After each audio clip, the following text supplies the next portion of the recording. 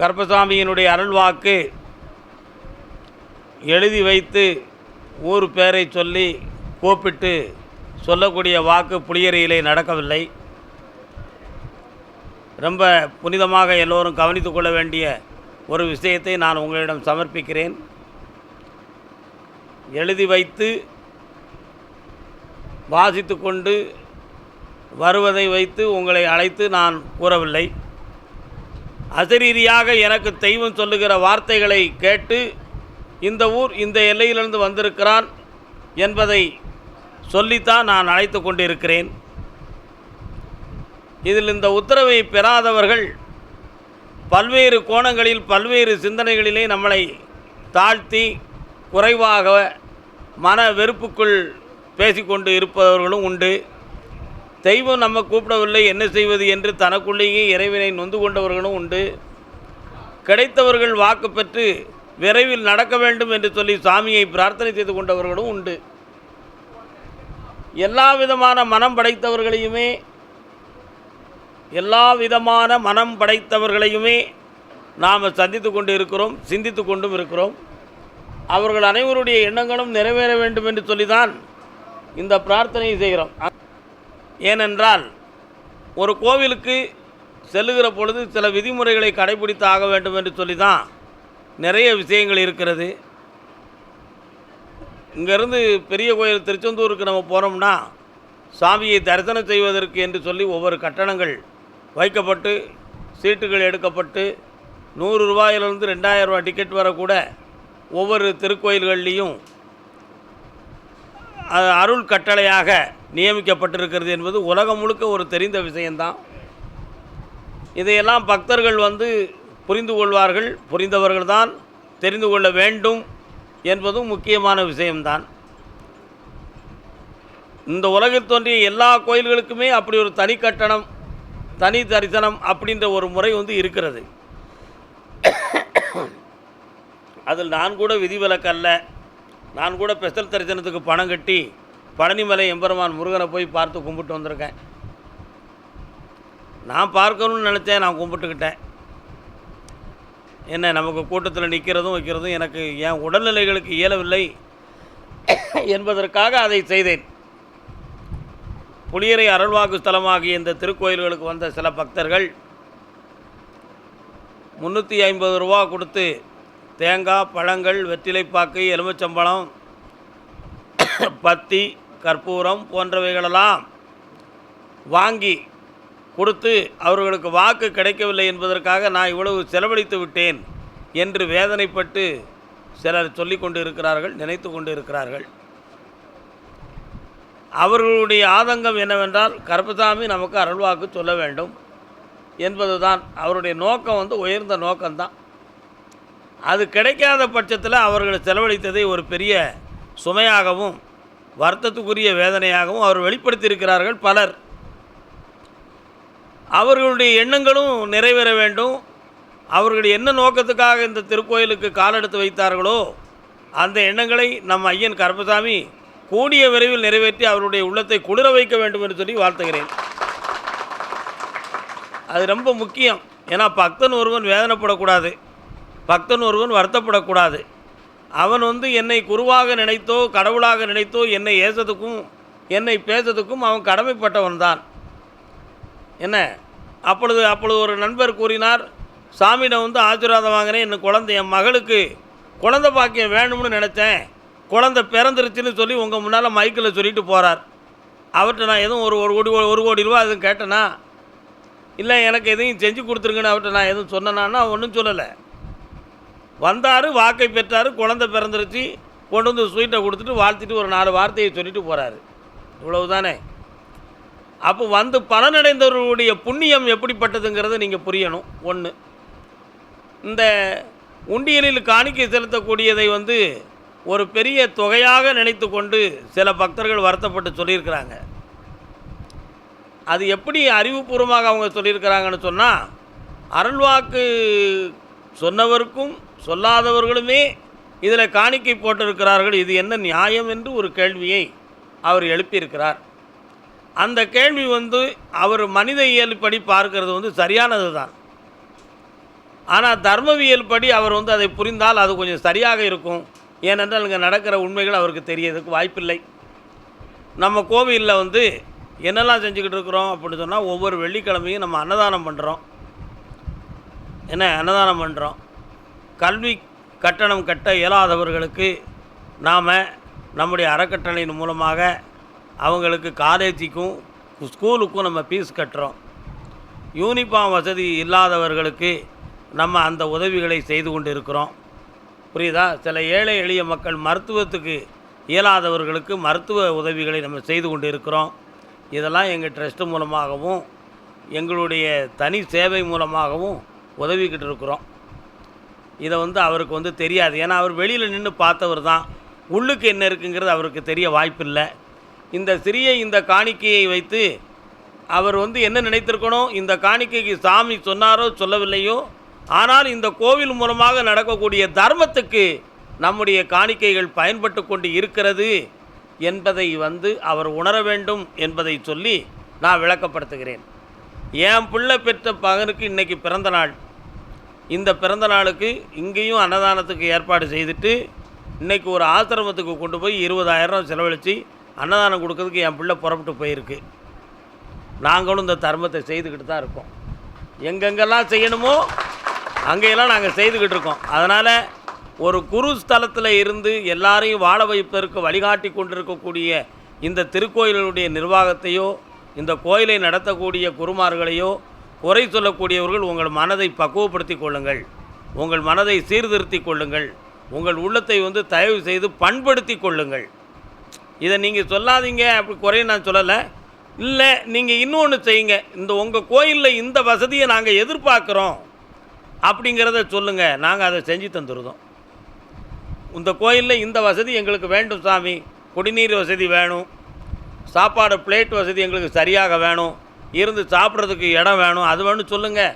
இப்படி சீர்திருத்தம் செய்து தாருங்கள்னு சொல்லுங்கள். நான் கனிவோடு ஏற்றுக்கிடுறேன். அதை நான் செய்யறதுக்கு முற்படுறதை செய்து கொடுக்கறதுக்கு வேண்டிய எல்லா விஷயங்களையும் நான் செய்ய தயாராக இருக்கிறேன். இதை ஏன் இந்த யூடியூப்பில் சொல்கிறோம்னு சொன்னால், யூடியூப்பை பார்த்து நிறைய மக்கள் வந்து நம்ம கோயிலை மனசுக்குள்ளேயே கும்பிட்டுக்கிட்டு இருக்கிறாங்க. அவங்கெல்லாம் இதை வந்து புரிந்து கொள்ள வேண்டும். எல்லா பக்தர்களும் பார்த்தவர்கள், பார்க்கக்கூடியவர்கள், இதை பார்த்து வந்து பிடியாத மனதில் மனவேதனைப்பட்டு கொண்டவர்கள் புரிந்து கொள்ள வேண்டும். என்னுடைய வளர்ச்சியவோ அல்லது என்னுடைய மனதையோ எதையோ அவன் எதிர்மறையாக சிந்தித்திருந்தால் அவன் உள்ளம் நேர்மறையாக மாற வேண்டும் என்று சொல்லி ஆண்டவனை பிரார்த்தனை செய்து கொண்டு நம் சாமியினுடைய அருள்வாக்கை நாம் தொடங்குவோம். அடுத்து இனி ஒரு விஷயமும் இருக்குது, அதையும் நான் சொல்ல விரும்புகிறேன். வெள்ளிக்கிழமை மட்டும்தான் சாமி சொல்லிக்கிட்டு இருந்தோம். இப்போ வியாழனும் வெள்ளியும் மாற்றிருக்கோம். வெள்ளிக்கிழமை மட்டும் சொல்லிக்கிட்டு இருந்தது என்னுடைய இயலாமையை பொறுத்து தான் வெள்ளிக்கிழமை மட்டுமே சொல்லிக்கிட்டு இருந்தேன். நான் ஒரு ஹார்ட் பேஷண்ட். ஆனால் இன்றைக்கி மக்களுடைய ஆதங்கமும் வேதனையும் தாங்க முடியலைங்கிறதுக்காக வியாழன் வெள்ளி என்று 2 நாட்களையும் தர்ம சேவையாகவே இன்றைக்கி நம்ம செய்துக்கிட்டு இருக்கிறோம். இதுலேயும் கூட வாக்கு கிடைக்காதவங்க எப்படியாவது பார்த்து கொள்ள வேண்டும் என்று ஒருத்தங்க நினைக்கிறாங்கன்னா அவங்க சனிக்கிழமை பர்சனல் தரிசனமாக பார்க்கறதுக்கு ஏற்பாடு இருக்குது. இந்த ஏற்பாட்டில் அவங்களுக்கு முடிந்தால் மட்டும்தான் அந்த பர்சனல் தரிசனத்துக்கு அவங்க ஏற்றுக்கொள்ள வேண்டும். அவங்களுக்கு இயலவில்லை என்றால் அந்த பர்சனல் தரிசனத்தில் வரணுங்கிற அவசியமே கிடையாது. வழக்கம் போல் வியாழன் வெள்ளியில் மட்டுமே நீங்கள் வந்து சாமி காட்டுக்கலாம். நான் பர்சனல் தரிசனத்துக்கு வந்தேன், அதுக்கு இவ்வளவு தரிசனத்துக்கு கட்டணமாகிச்சு, அப்படி வந்துச்சு, இப்படி இருக்கிற சிந்தனைகள் யார் உள்ளத்துக்கும் கண்டிப்பாக வர வேண்டிய அவசியம் கிடையாது. ஏன்னா ஒரு செயலை செய்துவிட்டு அதில் குறை சொல்லி மனவேதனை அடையிறதுக்கு நான் தயாராக இல்லை. ஏன்னா என்னுடைய பக்குவத்தை நான் காப்பாற்றிக்கிட மட்டும்தான் நான் விரும்புகிறேன் இந்த உலகத்தை பொறுத்தவரை. அதையே நான் சரியாகவும் நான் நினைக்கிறேன். அதே மாதிரி இனிமேல் வந்து எல்லாருமே பர்சனலாக பார்க்கணும் அப்படின்னு ஆதங்கம் உடையவர்கள் நிறைய பேர்கள் இருக்கிறீங்க. அதுக்கு நாங்கள் வேறு ஒரு ஸ்கீம் ஒன்று நாங்கள் வகுத்துருக்கோம். அதை வந்து இந்த மாதத்தில் உள்ள மீட்டிங்கில் நாங்கள் எல்லாம் கலந்து உரையாடி நிர்வாகத்தில் ஒரு தீர்மானம் செஞ்சுட்டு அதை நாங்கள் மாற்றி உங்களுக்கு சொல்லுவோம். இன்னொன்று, இப்போ பர்சனலாக பார்க்கணுன்னு நினைக்கிறவங்க ஃபோன் மூலமாக இனிமேல் பர்சனலாக பார்க்கறதுக்கு உங்களுக்கு இயலாது. வேளை வெள்ளி கோயிலுக்கு வந்து சாமியை பார்க்க முடியலை அப்படின்னு நினைக்கிறவங்க மட்டுமே சனிக்கிழமை அன்று பார்ப்பதற்காக வியாழக்கிழமை மாலை 4 மணிக்கு மேலே நீங்கள் டோக்கன் போட்டுக்கலாம். அதுலேயும் ஒரு 50 பேருக்கு மட்டும்தான் அனுமதி இருக்குது. இதை நீங்கள் புரிந்து கொள்ள வேண்டும். இதை நீங்கள் பெரிதாகவும் கருதி கொள்ள வேண்டும். கடவுளுடைய அருளை நோக்கி வாழ்வோம். எல்லாரும் புனிதமாக வாழ்வோம். யாரையும் குறை கூறக்கூடாது. யாருடைய உள்ளமும் நோகக்கூடாது. எல்லார் மனசும் நல்லா இருக்கணும், எல்லாரும் வாழணும்னு சொல்லி நம்ம ஐயா கருப்பசாமியை கருணையோடு வணங்கி அவருடைய காலடி பற்றி புனிதமாக வாழ்வோம் என்று சொல்லி அருள் பாலிக்கிறோம். வாழ்க வணக்கம். என் குருநாதரே, பாண்டி சித்தரே, என்னோடு தவழுகிற மகா முனிவர்களே, சித்தர்களே, யோகியர்களே, கருப்பசாமி உன்னை எங்கிருந்து நினைத்தாலும் எப்பொழுது அழைத்தாலும் அடியேனுக்கு காட்சி தந்து அருள் கொடுப்பதாக சத்தியம் கொடுத்த என் அன்பு தெய்வமே, அழைக்கின்ற பொழுதெல்லாம் 21 கூட்டுறவு 61 பந்திக்காரர்களும் சேனை வகுத்து தானை சூழ்ந்து தொண்டு செய்வேன் என்பது சத்தியமானால் வந்திறங்கி நல்வாக்கு கொடுத்து சொன்ன வாக்கு நடக்கும்படி கட்டளையிட்டு கூப்பிடணும்ப்பா. கருப்பசாமி, உன் திருவடிகளுக்கு 1000 கோடி நன்றி. பட்டினத்தார் திருவடிகளுக்கு எனது போற்றிகளும் வாழ்த்துக்களும். வாழ்க. முதல் உத்தரவு, கேரள தேசம் தாயும் மகன் தன்னுடைய குழந்தைக்கு கிட்னி ப்ராப்ளம்னு சொல்லி வந்தவங்க. கருப்பசாமிக்கு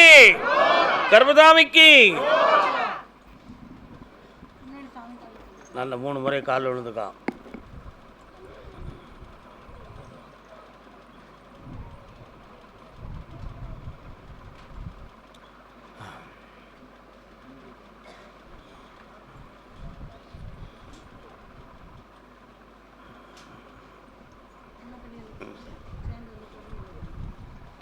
உன்னுடைய கட்டுமனைக்கு நான் போய் பார்த்தேன். 3 ஆண்டுகளுக்கு முன்பு இருந்தே உங்களுடைய வீடு, உழைப்பு போன்றவைகள்லாம் கொஞ்சம் பாதிக்கப்பட்டு மனவேதனை அடைஞ்சிருக்கிறீங்க. 2 இடங்களில் குடியிருப்புகளை மாற்றி நீங்கள் மனக்குழப்பம் அடைந்து இப்போ வாழ்ந்துக்கிட்டு இருக்கீங்க. உண்மை இல்லையாடா? அதே மாதிரி இப்போ உழைப்புக்கு செல்லுகிற வேளையில் ஒரு காலில் முட்டுக்கு கீழ் வலியும் வேதனையும் எடுத்து சில சமயங்களில் உபாதை அடைந்து கொண்டு இருக்கிறாய். உண்மையா? இப்போதைக்கு கடன்களும் மன துன்பங்களும் உங்களுடைய இல்லத்தில் வாட்டி கொண்டு இருக்கிறது. காலம் வரலாம்.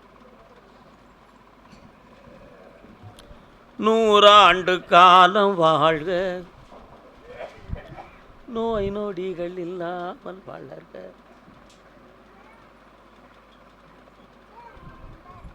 வந்து உட்காருடைய விளையாடாத.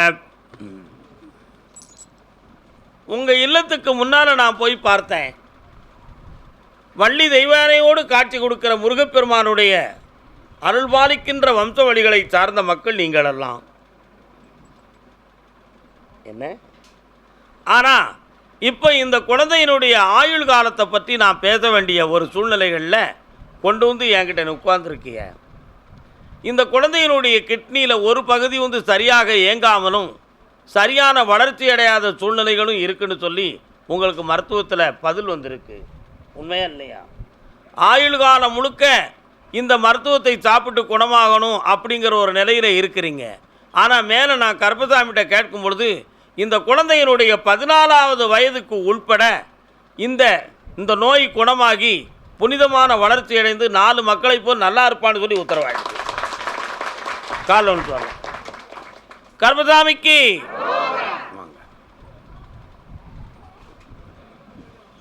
வரலாம் செல்ல மக்களே. கொண்டா பிள்ளைய கொண்டா. இந்தா நல்லாக்கி தரேன். ஆயுள் கண்டமெல்லாம் ஆக்கி தரேன். இந்தாடா தடா. ஏய் இந்தா திருநாமும் வாழ்க்கை செல்வாக்கா. கருப்பசாமி, ஆமாம் அப்படியா? சரி, கேட்டு பார்க்க உண்டு. கோயம்புத்தூர்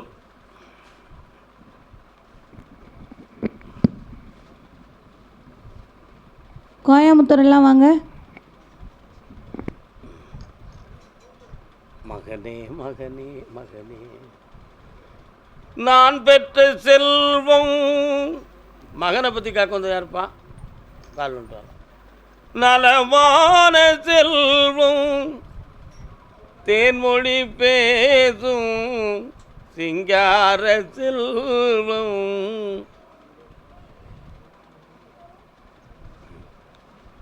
தொட்டால் மணக்கும் ஜவ்வாதி சுவைத்தால் இனிக்கும் தேன்பாகு எட்டையிரும் தே சுவைத்தாலும். பையன் எங்கே இருக்கான்? இப்போ அவன் மனசுக்கு நம்ம என்ன செய்யலாம்?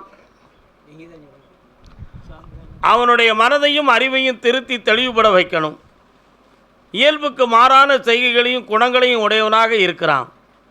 சமயத்தில் ஒன்றையே எதிர்த்து போராடுகின்ற குணமுடையவனாக இருக்கிறான். அவன் மனநிலைகள் மாறுவதற்கு என்ன காரணம், இந்த நிலைகளில் இருப்பதற்கு யார் காரணம் என்பது தான் உன்னுடைய குழப்பமான நிலை இல்லையா? கால் ஒன்று வரலாம்.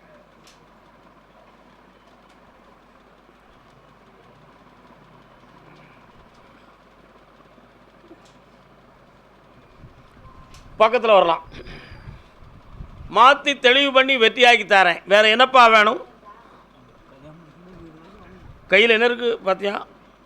என்ன வச்சுருக்கேன்? எடுத்து தந்தாச்சு. சந்தோஷமாக அமையும், நிம்மதியாக வாழ்ந்துக்கலாம். வெற்றியாக்கி தரேன். ஆவணி வரை பொறுத்து கொள்வாய், ஆனந்தம் உண்டு. அடுத்து பேசுவோம். அதே கோயம்புத்தூர் எல்லை தன்னுடைய சொத்து சம்பந்தமான மன வருத்தத்தில் வேதனைப்பட்டு வந்த மகன் யாரப்பா? என்னடா சொத்து தம்பி? புரியல. கால் ஒன்று வரலாம். ஆனந்தம் ஆனந்தம் ஆனந்தம் ஆனந்தம்.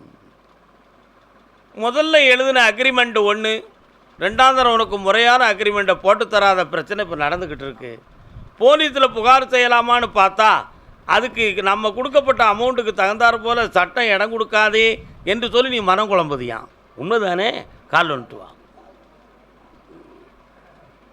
இவ்வளோ உட்கார முடியலையாடா, வலி எடுக்கு. அந்த பலகை எப்படி உட்காந்துருக்கேன்? அவனுடைய மனது மாறுமா கருப்புசாமி? நான் கொடுத்த பணத்தை வெற்றியாக்கி கரையை முடிச்சு தந்துடுவாரான்னு நான் பார்த்தேன். கொஞ்சம் கண்ணை மூடு, அந்த பத்திரத்துங்களை கொஞ்சம் படித்து பார்க்கணும். அதில் ஒரு வில்லங்க இருக்குன்னு எனக்கு.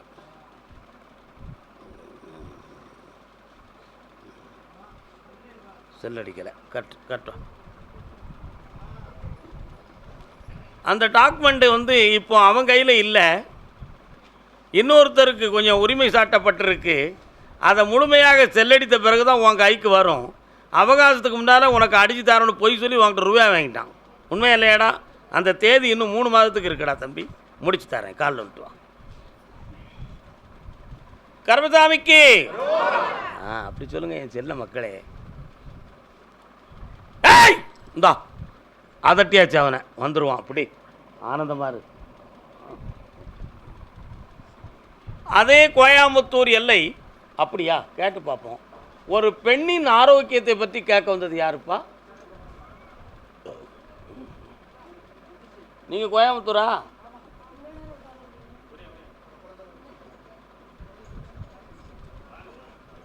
ஏன் இவங்க என்னங்க அவங்க மட்டும் உட்காந்துருந்தாங்களா?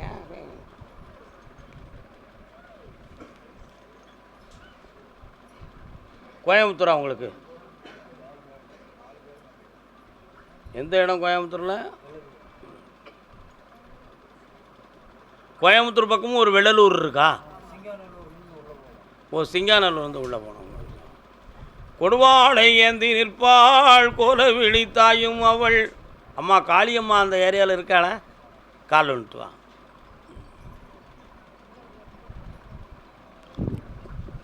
மைக் வேணும், உடச்சி விடாதே.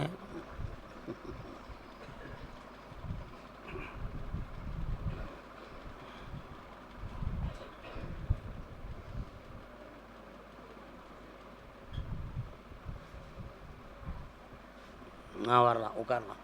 வாங்க விறுவிறுன்னு இப்படி இருந்துக்கிட்டு தான் எனத்துக்காகும்.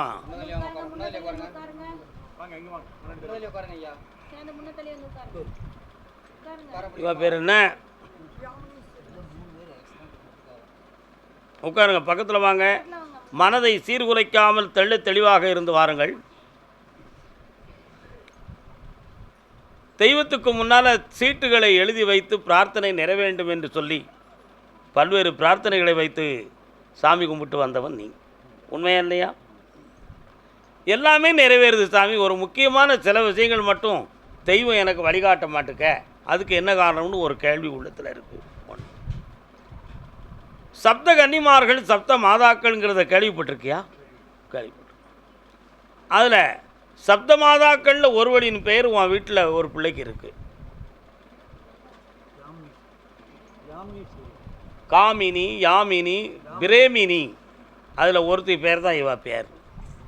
அது சப்த மாதாக்களின் பெயரில் ஒன்றே தவிர சப்த கன்னிமார்களின் பெயர் அல்ல. 3.25 ஆண்டுகளுக்கு முன்னால் ஒரு தெய்வம் வீட்டுக்குள்ளே வந்து நினச்ச நேரத்தில் கனவுலையும் நினைவிலையும் பிரார்த்தனையிலையும் பேசக்கூடிய அளவுக்கு ஒரு சக்தி இருந்துச்சா? அந்த சக்தி எதிர்பார்க்காம நின்று குலைத்து விட்டது. இது மனிதனால் நிறுத்தப்பட்டதா, இயற்கையாக வெறுத்து சென்றதா? அந்த நிலைகள் ஏற்பட்ட பிறகு பெண்களுக்கு உடல்நிலை சரியில்லாததும் மனநிலை சரியில்லாததும் பணத்தால் வேதனையும் இடத்தால் பிரச்சனையும் பல எதிரிகள் தொல்லையும் உருவாயிடுது. உண்மையா இல்லையா செல்ல மக்களே? கால் வந்துட்டுவாங்க. வணக்கம் அண்ணாச்சி, நல்லா இருக்கீங்களா?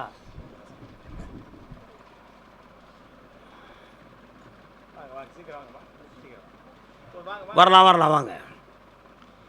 எத்தனையோ பேர்களுக்கு நம்மளை நாடி வந்தவர்களுக்கு நம்ம நிறைந்த தெய்வீகமான விளக்கத்தையும் அனுபவபூர்வமான விளக்கத்தையும் சொல்லிக்கிட்டு இருந்தாலும் நம்ம போய் ஒருத்தங்கிட்ட எப்படி கேட்கறதுன்னு சொல்லி மலைச்சு உன்னுடைய மனதுக்கு கேட்கறதுக்கு தயங்கப்பட்டு பல காலம் இருந்ததுண்டு. அப்படி இருந்தும் ஒருத்தர்கிட்ட போய் கேட்டாச்சு. உண்மையா இல்லையா? அப்படி கேட்ட பிறகு விளக்கம் தெரிஞ்சது பாதி, ஆனால் அதுக்கு முடிவும் கிடைக்கல, பலனும் கிடைக்கல. அவங்க கொடுத்த சில அடையாள சின்னங்களாகிய எந்திர பிரசாதங்களெல்லாம் நம்ம வீட்டில் இருந்தும் அதெல்லாம் பலனின்றி தூங்கி கொண்டு இருக்கிறது. அதனால் இந்த நோய்வாய் பெற்றதுக்கு செய்வன காரணமாக இருக்குமா, மாந்திரிகம் காரணமாக இருக்குமா அப்படி என்ற ஒரு ஐயப்பாடு உங்கள் உள்ளத்தில் இருக்குது. நிச்சயமாக அது செய்வனையும் இல்லை, வைவனையும் இல்லை, மாந்திரிகம் அல்ல. இந்த பிறவியில் நீங்கள் பட வேண்டிய கர்மாக்களின்படி கிரகசாரத்தினால் ஏற்பட்ட விதி ஆகும். இவைகள் மாறக்கூடிய காலம் இருக்கிறதா அப்படின்னு கேட்டேன். சத்தியமாக இருக்குது. அது எந்த பகுதியில் இருக்குன்னு கேட்டேன். திருநள்ளாறுக்கு சென்று சனி பகவானுடைய தீர்த்தம் நலதீர்த்தம் ஆடி வணங்கிவிட்டு திருக்கடையூர் வந்து அன்னை அபிராமியை பார்த்து ஆனந்த குங்குமம் பெற்று என்னை வைந்து அடைந்தால் உங்கள் நோய்படியும் தீர்க்க ஆயுசும் உங்களுக்கு கிடைக்கும்னு உத்தரவாயிருக்கு. கால் வந்துட்டாங்க.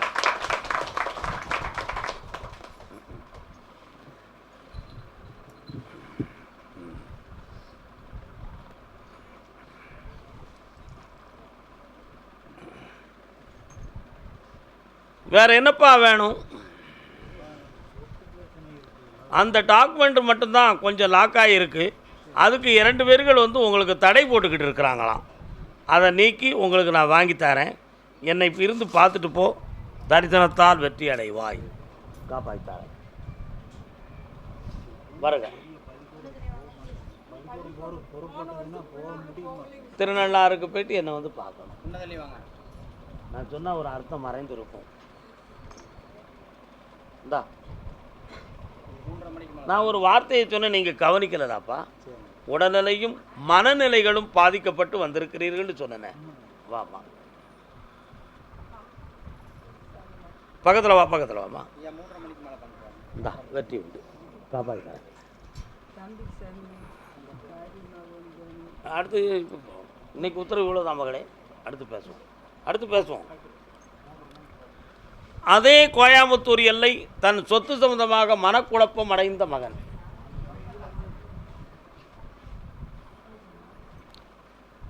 அன்னமிட்ட கைகளுக்கு அதுக்கு அடுத்து இருக்குது அந்த பாட்டில்.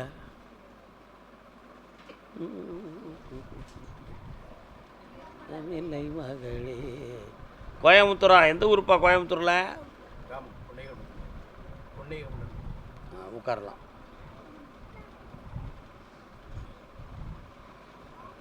என்ன பொம்பளை பிள்ளைய கூப்பிட்டு வந்திருக்க? இன்னொரு தரம் கால் வந்துட்டு வரலாம்.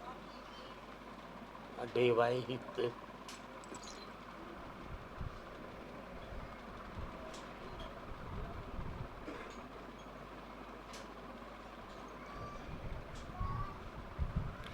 கோவிலை தேடி நான் போகாமல் குமரா உன்னை நான் கும்பிட வேண்டும்.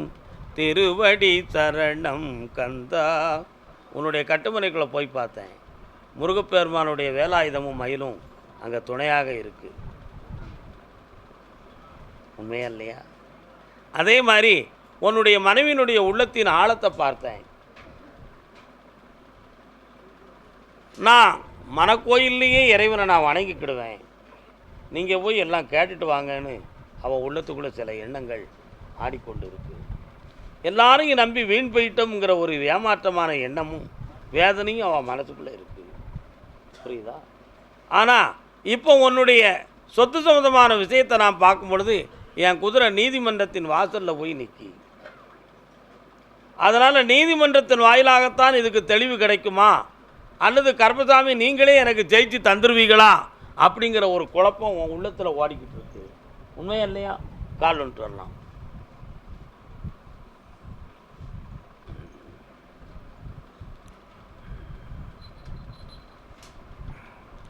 சரி,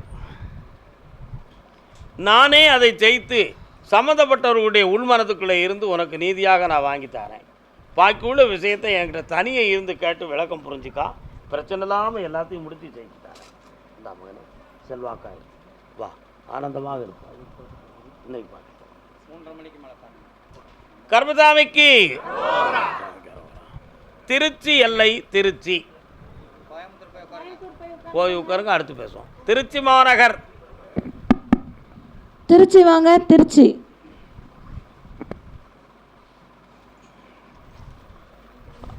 ஆமாம்.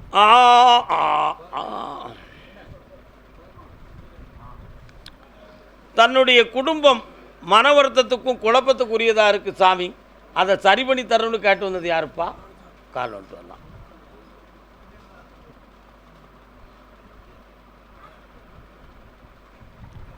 ஆனை ஒரு பக்கம் துரண்டி ஒரு பக்கம் தேடி இருந்ததை நானும் கண்டேன். இன்னொரு தரம்.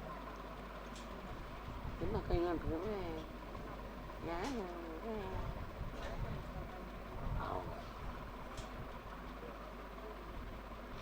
பூக்களில் இருக்கும் புழுக்களே, என்னை ஏன் வதைக்கிறீர்கள்? உட்காரலாம். உன்னுடைய கட்டுமனைக்கு போய் பார்த்தேன். அந்த கட்டுமனைக்குள்ள அக்கினி சட்டிக்காரி ஆயிரங்கண் பானைக்காரி வந்து குடியிருக்கான். அவ குடியிருந்து நான் என்ன செய்ய, நான் குடியிருக்க முடியலையே அப்படின்னு வேதனை உனக்கு. அப்படியெல்லாம் இருக்கும் பொழுது நான் உழைச்ச காலத்தில் ஊரே சாப்பிட்ட மாதிரி உற்றார் உறவினர்கள் மனைவியை சார்ந்தவர்கள் எல்லாரும் வந்து என்னை சூறையாடி விற்றாங்க. ஆனால் இன்னைக்கு மட்டும் நான் ஒரு அநாத ஜீவனாக இருந்து சாகிறது கூட வீட்டில் சாகுவானா பிளாட்பாரத்தில் சாகுவானான்னு தெரியலையே கருப்பசாமி, எனக்கு ஒரு வழிகாட்டுன்னு கேட்டு வந்திருக்கேன். கால் வந்துட்டு அதான் இருக்கும் வரை மனிதனை எல்லாரும் நினைச்சுவாங்க, போற்றுவாங்க. இயலாமை வந்துட்டால் தூற்றுவாங்க. அதான் இருக்கும்போதே காற்று உள்ள போதே தூற்றிக்கொள். எந்த காற்று? ஜீவனுங்கிற காற்று இருக்கும் பொழுதே துன்பங்களை தூற்றிக்கொள்னார். இருக்கும்போதே பேணிக்கணும். அது போயாச்சுன்னு நாளைக்கு நம்ம பிள்ளை பார்க்கும், அது பார்க்கும், இது பார்க்கணும் பாசம் வச்சா எல்லா பிள்ளைகளுடைய எல்லாருக்கும் பிள்ளைகள் வாய்க்காது. உண்மையில்லை, எல்லாருக்கும் பிள்ளைகள் நல்ல பிள்ளைகள் வாய்க்குமா? வாய்க்காது. அது என்ன மாதிரி பாக்கியசாலி யாருமே இருக்க முடியாது. எனக்கு என் பிள்ளைகள் பூரா தங்க பிள்ளைகள். நான் பெற்ற பிள்ளைய மட்டும் சொல்லலை, என்னைய தந்தையாகவும் குருவாகவும் தெய்வமாகவும் நினைத்து கொடுங்க. உங்கள் எல்லாரையும் சேர்த்து சொல்லுறேன். உண்மை, சத்திய வாக்கு. இது வந்து என்னம்மா, அதை மாதிரி எல்லாருக்கும் அந்த பாக்கியம் இந்த உலகத்தில் கிடைக்காது. முக்கியம், அவனை திருத்திட்டோம்னா அவனும் அவன் குடும்பமும் செம்மையாக இருக்கும். வாரப்பா வாரப்பா, அவனை நான் வந்து திருத்திட்டோம்னு சொன்னா வருத்தப்படாங்க, வருத்தப்படாங்க. கர்மசாமிக்கு கர்மசாமிக்கு அந்த மகனுடைய மனதை பக்குவப்படுத்தப்படாமல், தகப்பனை பற்றி பெரிதாக கருதாமல் தூற்றிவிட்டு தனிப்பட்ட நிலைகளில் இன்றைக்கி குடும்பத்தை நடத்தி குழப்பத்தை உரியதாக இருக்காங்க. அதே மாதிரி அவன் உள்மனத்தை நான் திருத்திட்டோம்னா அவன் ஒரு பொண்டாட்டிக்கு பின்னால் மறைஞ்சிக்கிடுவான். அவன் பாட்டு சந்தோஷமாக இருக்கட்டும், ஒன்றும் தப்பு இல்லை, நல்லா இருந்தால் போதும். இப்போ இருக்கிற ஒரே வீடு ஒரே வாசல் அது சம்மந்தமான விஷயத்தில் 2 பேர்கள் போராடி மனக்குழப்பத்தை உருவாக்கியிருக்கான். அந்த குழப்பம் தீரணும். அதுக்கு சட்டமா தெய்வமா? தெய்வந்தான் காக்கணும் அப்படின்னு ஒரே கேள்வி. நான் காப்பாற்றி தரேன், அத்தனை வரையும் உனக்கு பின்னால் வந்து பாசத்தோடு இருக்க வைக்க. அவனுக்கு கல்யாணம் ஆகுமா? ஆகும், ஆக வைக்கிறேன். பொண்டாட்டிக்கு பின்னால் மறைவானதுன்னா கல்யாணம் முடிக்காம பொண்டாட்டி வருவாளா? கால் ஒன்று சொல்லலாம். அதுக்கு ஒரு வழி இருக்கு. என்ன வழி இருக்கு? சொன்னாலும் குற்றம் வேண்டா. நம்ம சங்க காலத்து இலக்கியத்தில் ஒரு அருமையான ஒரு வார்த்தை சொல்லுவான். தலைவன் தலைவி இளமையாக இருக்கும் பொழுது 2 பேரும் அப்படி பூம்புகாரப்பட்டினத்து கடற்கரையில் உலாவிக்கிட்டு இருந்தாங்கண்ணா. 2 பேரும் உட்கார்ந்துருக்கும் பொழுது காற்று கடுமையாக அடிச்சுது. அந்தால இவன் முந்தி சேலையை எடுத்து அத்தான் முகத்தை மூடினாள். ஏன் இப்படி மூடுறமா? நான் காற்றடித்து தூசி உங்கள் கண்ணில் விழுந்துடக்கூடாதுன்னு தான் அப்படின்னு ஒன்றாலாம். ஒரு 60 வயசு ஆனவொன்னே 2 பேரும் அதே கடற்கரைக்கு போனாங்க. பக்கத்தில் 2 பேரும் உட்காந்துருந்தாங்க. தென்னை மரத்தில் வந்து ஒரு ஓலை விழுந்துச்சு. அவன் மண்டையில் நச்சின்னு விழுந்துச்சு. திரும்பி கூட பார்க்கல. ஓலை விழுந்துருச்சு, நீ பார்க்கலன்னா கழுத இந்த உடம்பு நம்ம இருந்தா என்ன பானா என்ன என்ன அப்படின்னு ஒரு முடிவு வந்துச்சான். இது 2க்கும் என்ன காரணம்? அந்த இடையில இருந்தது என்னது? இளமை. இளமையில் இருந்த மனசு முதுமையில் இல்லை. இது 2க்கும் இடையில் விளையாடியது என்னது? ஒரு பக்கம் பருவம், இன்னொரு பக்கம் உருவம், இன்னொரு பக்கம் பணம். இந்த 3ம் இருக்கிறது வரை அந்த பசையும் பாசமும் ஒட்டி இருந்துச்சு. ஏலாத மூதேவி ஆகிட்டான். இருந்தா என்ன போன செத்து எலி அது வீட்டில் கிடந்தா என்ன வெளியில் கிடந்தா என்ன அப்படிங்கிறத மாதிரி ஆயிடுது. இப்போ அதுதான் உன் நிலைமை. அவன் மனத்தை போய் பார்த்தேன். இந்த கிழட்டு போய் இருந்தாம்னா நம்ம சுதந்திரம் கெட்டு போயிடும். இவனை சீக்கிரம் போட்டு தள்ளுறது தான் நல்லதுன்னு முடிவுக்கு வந்துட்டான். அதனால் அவ கைட்டு சாப்பிட்றதே சந்தேகத்தில் சாப்பிட்டுக்கிட்டு இருக்க. இனிமே வேண்டவே வேண்டாம் சாமி, என்னத்தையும் போட்டு தந்துடுவாங்கிற முடிவு வந்துருச்சு. அவள்லாம் உத்தமி. கால் வந்துட்டுவான். அவள் பேர் உத்தமிதான். நீ ஒன்று அவ உத்தமின்னு நினச்சிடாதீங்க.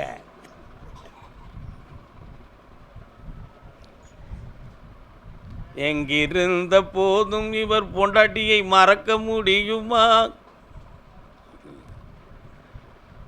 அவ ஒரு நீதி வச்சிருப்பா. நீ இன்னென்னலாம் செஞ்ச, அதனால தான் உனக்குன்னு சொல்லி இந்த வழக்காடுகளை நம்ம ஒரு 3 வாரத்துக்கு ஒத்து வைப்போம்.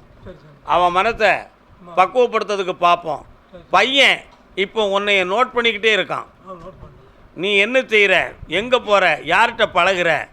இவன் மறைச்சி கிழமை கொஞ்சம் பணம் வச்சுருந்தானே, அதை எங்கேயும் போட்டிருக்கானா, இல்லாட்டா யாருக்காவது எங்கேயும் இருந்து வாங்கி கொடுக்கானா, என்ன பண்ணுறான்னு சொல்லி சூது பார்த்துக்கிட்டு இருக்கான்.